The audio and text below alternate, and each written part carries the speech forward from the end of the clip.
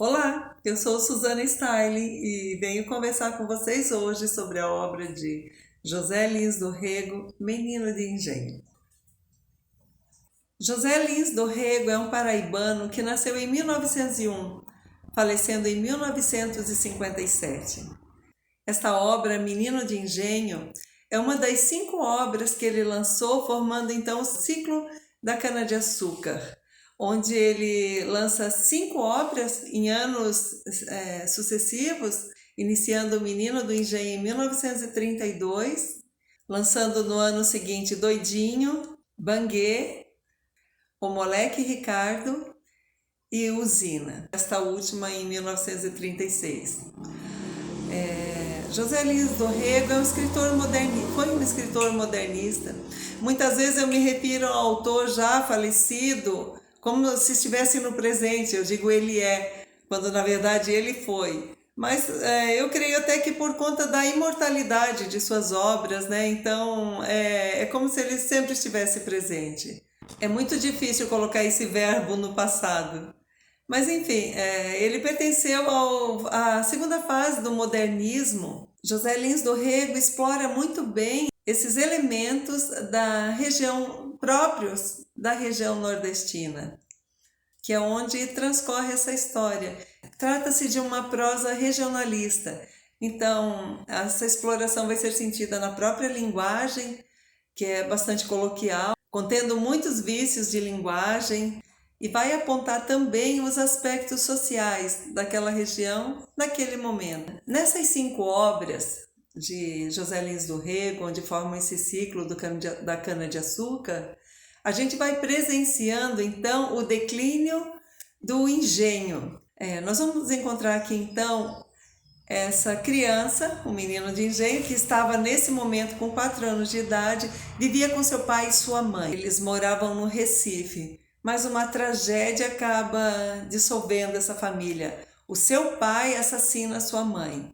Esse menino, no momento em que perde a mãe, ele acaba ficando sozinho porque o seu pai é levado, né? Ele teve o atenuante de crime de honra, mas acaba sendo tratado com uma certa demência, com algum problema assim mental, né? E acaba sendo internado. Então esse menino é levado para casa do avô, que é o pai de sua mãe. Esse avô é o senhor José Paulino, um senhor de engenho, que, que vai acolher essa criança e lá começa um universo novo para ele. Já ele tem que se adaptar à nova realidade, ao mesmo tempo que ele vai ter uma vida muito gostosa ao ar livre, em meio rural, vai ter muitos amigos ali do povo que trabalha nesse engenho, os chamados moleques de engenho. Ali vai ter uma vida assim, tem um lado fascinante, infantil, de brincadeiras e descobrimento de muitas coisas, mas vai ter também a solidão e a presença constante da morte da mãe, porque ele presenciou o momento seguinte ao assassinato da mãe, ele ainda viu a mãe morta, assim. Então essa imagem vai ficar na mente dele. E muitas vezes, quando ele vivencia um momento triste na sua vida, ele já junta a essa lembrança. O coronel José Paulino é um avô, ele tem os dois lados, né? Ele é visto como um homem muito correto, mas ele tem um lado muito cruel também. Ele ainda ali naquela fazenda tem muitos escravos ou pessoas tratadas como em regime de escravidão mesmo. Então eles têm um respeito a ponto de uma devoção por ele, assim. E tudo que ele diz, ele é muito autoritário, esse coronel, como eu acho que é a marca de todo coronel.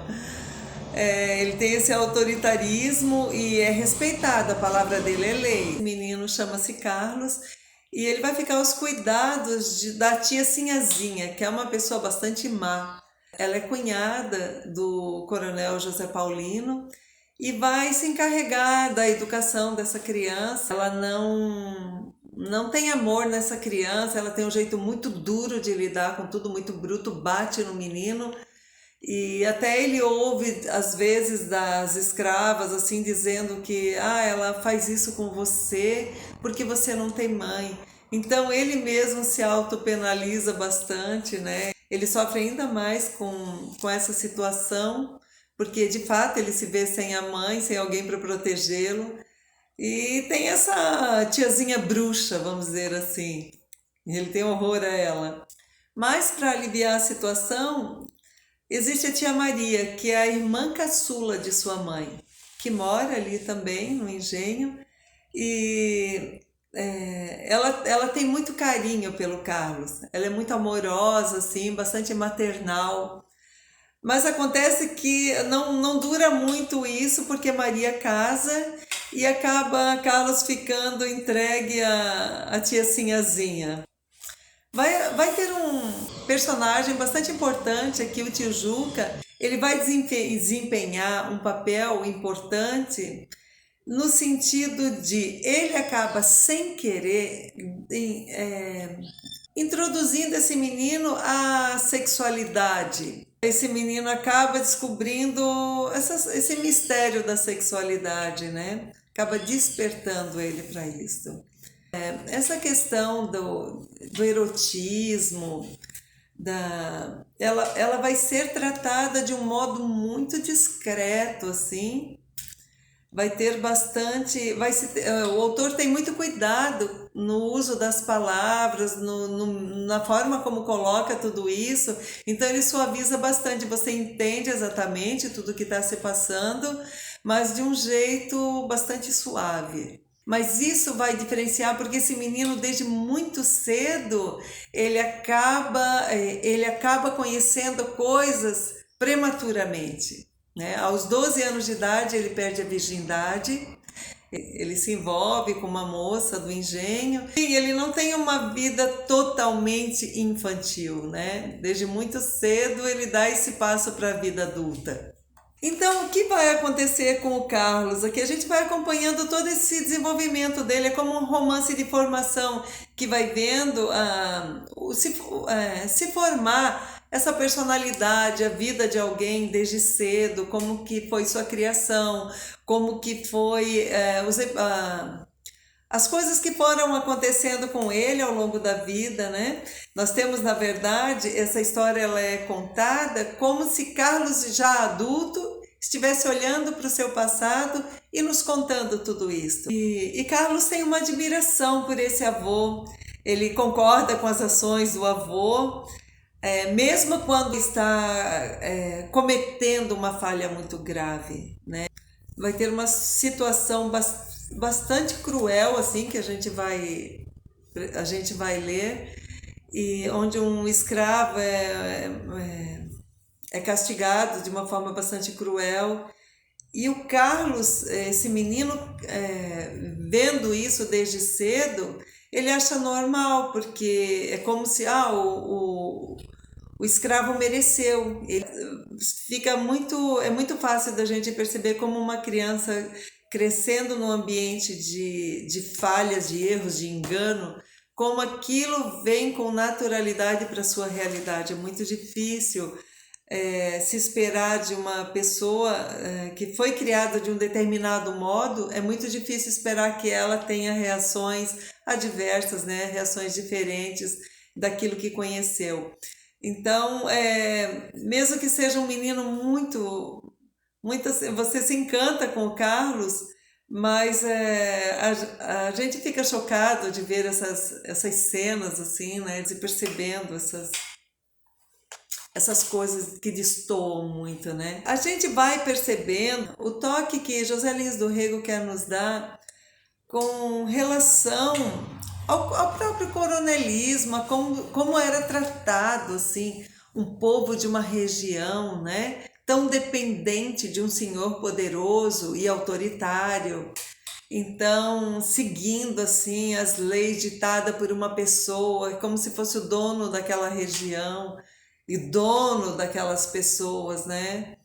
Você vai acompanhando isso aí, vai vendo assim coisas que hoje seriam inaceitáveis.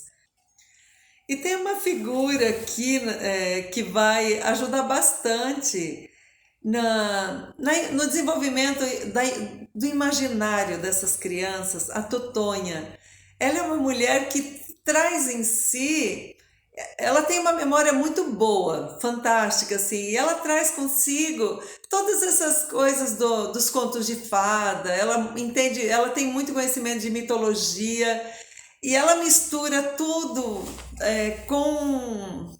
com pontos ali daquela região nordestina. Sabe, ela traz a mitologia para o universo nordestino. Então ela mistura partes do folclore com uma parte do conto de fada e ela traz assim para muito perto da realidade deles, fazendo com que eles consigam compreender muito bem o que ela está falando, sabe? Eles vivenciam aquilo, o que é contado, usando elementos da sua região.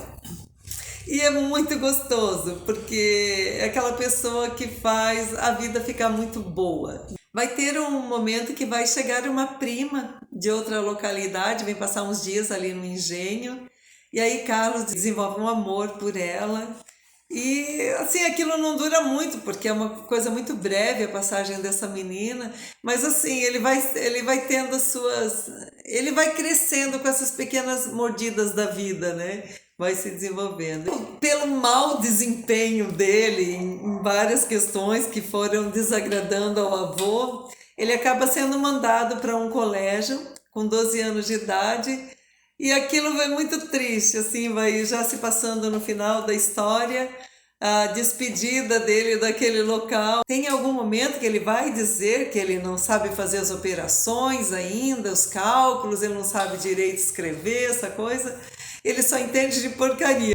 Mas tem uma coisa que vai deixar ele muito envaidecido quando ele vai chegar nesse colégio, que ele vai pensar, bom, eu tenho 12 anos, mas eu não sou virgem, eu já sou um menino experiente. Então aquilo para ele era um trunfo. Ele era mais do que os outros meninos, enquanto os outros ainda eram bem bobão, assim, bem infantilizados. Uma história simples, encantadora. José Lins do Rego tem um jeito muito gostoso de se ler. Ele tem um jeito de falar das coisas simples, engrandecendo cada uma dessas coisas.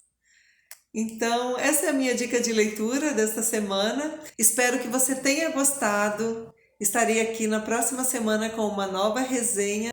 Curtam o vídeo se gostaram, compartilhem e obrigada. Até a próxima resenha. Um beijo e até lá.